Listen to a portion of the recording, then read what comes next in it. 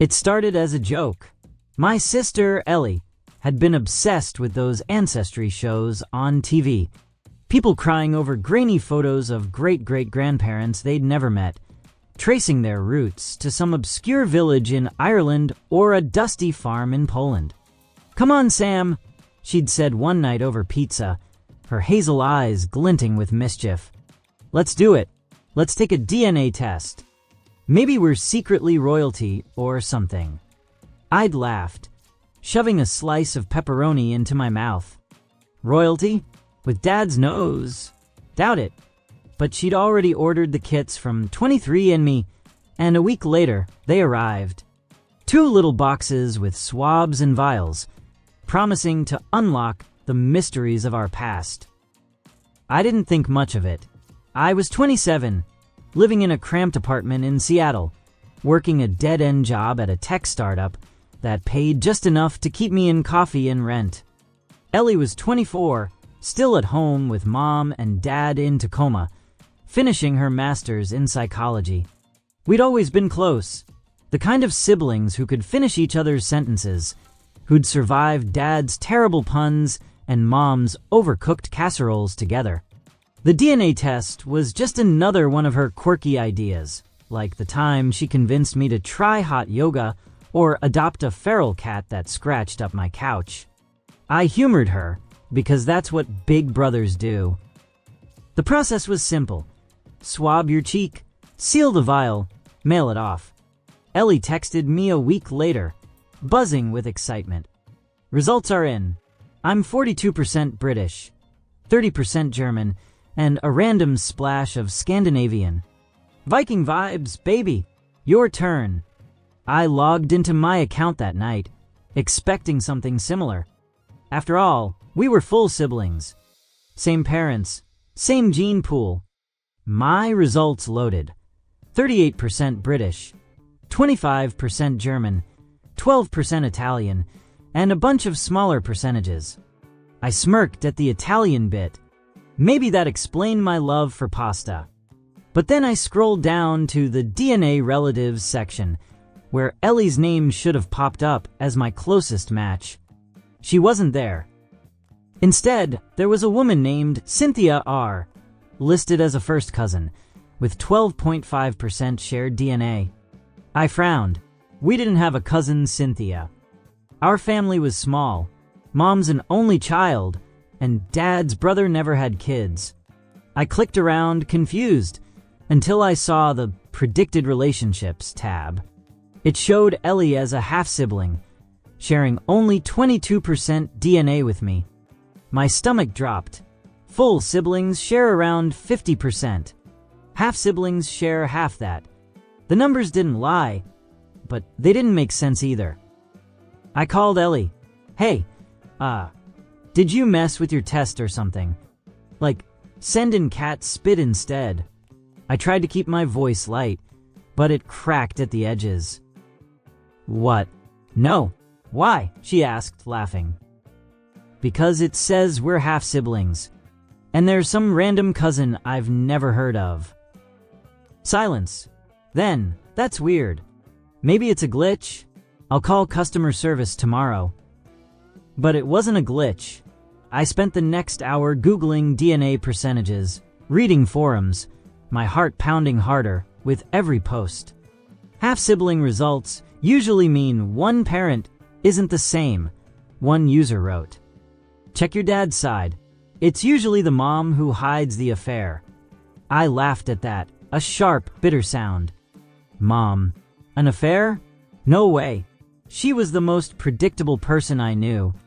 Church every Sunday, book club on Wednesdays, a woman who'd once grounded me for a month because I lied about finishing my homework.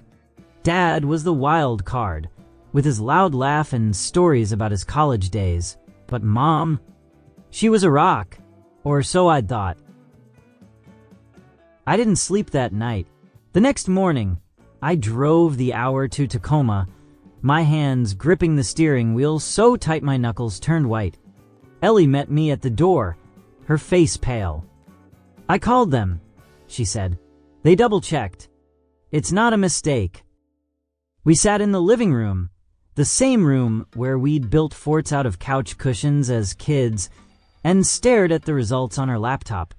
Mom was at the grocery store, Dad at his hardware store job. It was just us and the truth, heavy as a storm cloud. "So, what does this mean?" Ellie whispered. "It means one of us isn't Dad's," I said, my voice hoarse. "Or both of us aren't. I don't know." She shook her head. "No, that's crazy. Mom and Dad, they've been together since high school. You've seen the photos. Prom, graduation, that cheesy wedding album with the lace dress. Then why don't our numbers match?" We decided to dig deeper. I messaged Cynthia R. through the 23andMe portal, a generic, "Hi, I'm Sam. Looks like we're cousins. How are we related?" while Ellie scoured our parents' old yearbooks for clues.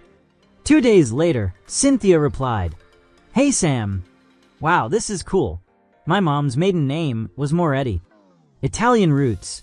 Does that ring a bell?" Moretti. The Italian in my DNA. Not Ellie's. My chest tightened. This wasn't about Dad. It was about me. I didn't tell Ellie yet. I couldn't. Instead, I started asking Mom casual questions over the next week, fishing for anything that might explain it. "Hey Mom, did we ever have any Italian relatives?" I'd say, stirring my coffee at breakfast. She'd pause, then shrug. "Not that I know of, honey." Why? Her voice was too even, her eyes too quick to dart away.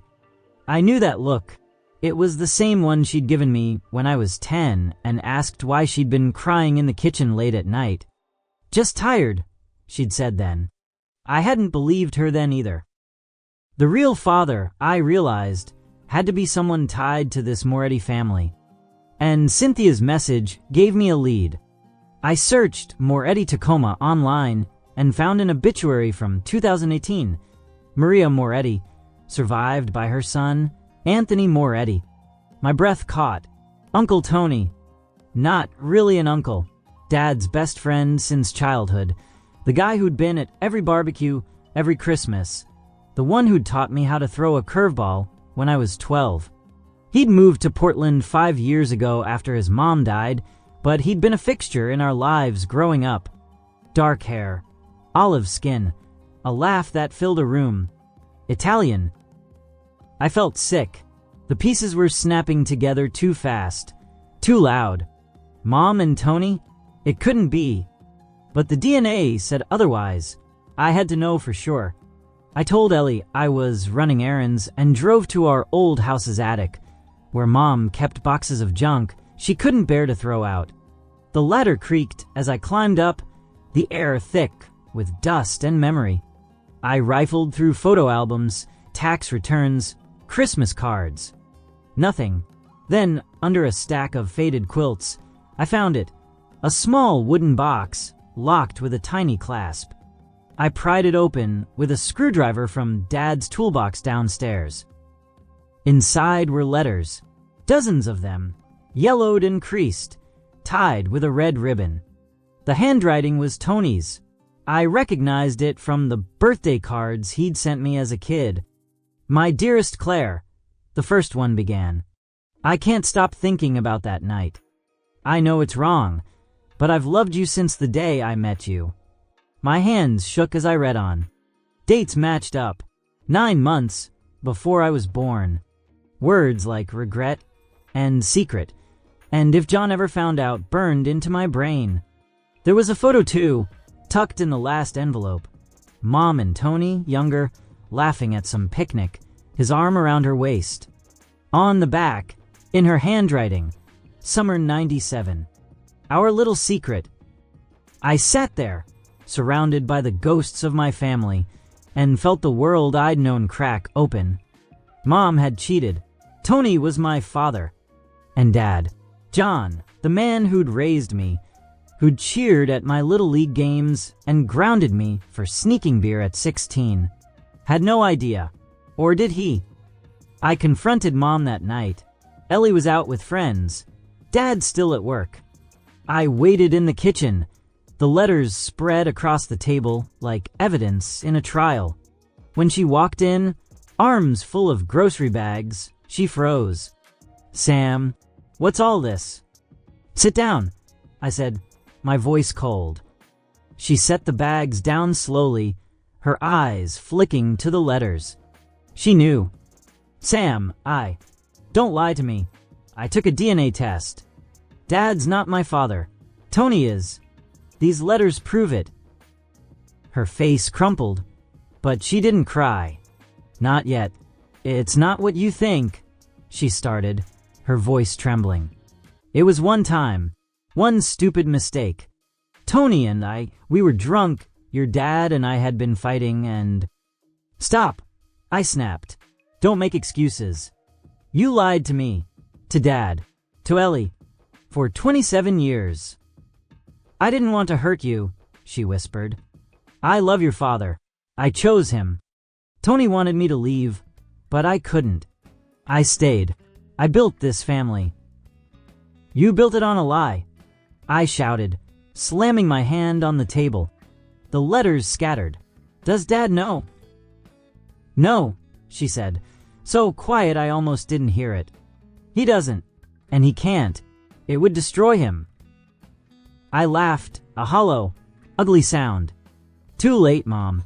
It's already destroyed me." She reached for my hand, but I pulled away. "Sam, please. I'll do anything. Just don't tell him." I didn't know what to say. I didn't know what to do. My whole life, my name, my face, my memories, felt like a fraud. I grabbed the letters and stormed out, driving aimlessly until my gas light blinked on. I ended up at a bar, downing whiskey until the edges blurred, trying to drown the betrayal clawing at my chest. Ellie called, but I didn't answer. How could I tell her? She'd lose Mom too, maybe Dad, maybe me. We'd all lose everything. The next day I went back. I had to face it, had to figure out what came next. Mom was in the living room, red-eyed, clutching a mug of tea. Ellie was there too, her face a mix of worry and anger. "Where were you?" she demanded. "I've been calling all night." "I found something," I said, dropping the letters on the coffee table.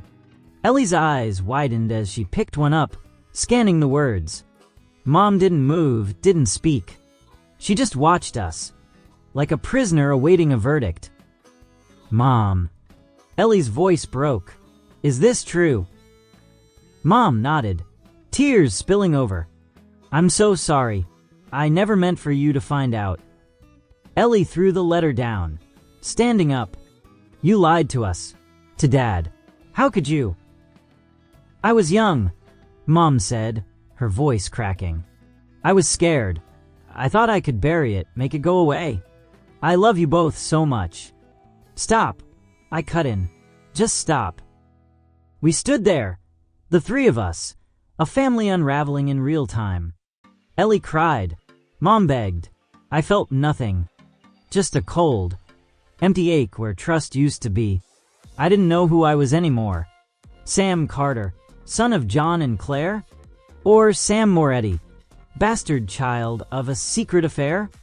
My identity was a shattered mirror, reflecting pieces I couldn't fit together. And that's when the front door opened. Dad walked in, his work boots thudding on the hardwood, his face tired but smiling. Until he saw us, saw the letters, saw Mom's tears, Ellie's fury, my clenched fists. He stopped, his keys dangling in his hand. "Sam? Ellie? Claire? What's going on?" he asked, his voice steady but laced with something I couldn't name. Fear, maybe, or suspicion. Mom stood, wiping her eyes. "John, it's nothing. Just a fight. We'll—" "No," I said, cutting her off. I looked at him, the man who'd raised me, who'd loved me, who'd never once made me feel like I wasn't his. My throat burned. "Dad, we need to talk." His smile faded, and in that moment, I knew nothing would ever be the same. Stay tuned for part 2. Thanks for watching. If you enjoyed the video, don't forget to hit that like button and share it with your friends. And if you'd love to see more content like this, make sure to subscribe to the channel and press the bell icon so you never miss a new upload. See you in the next video.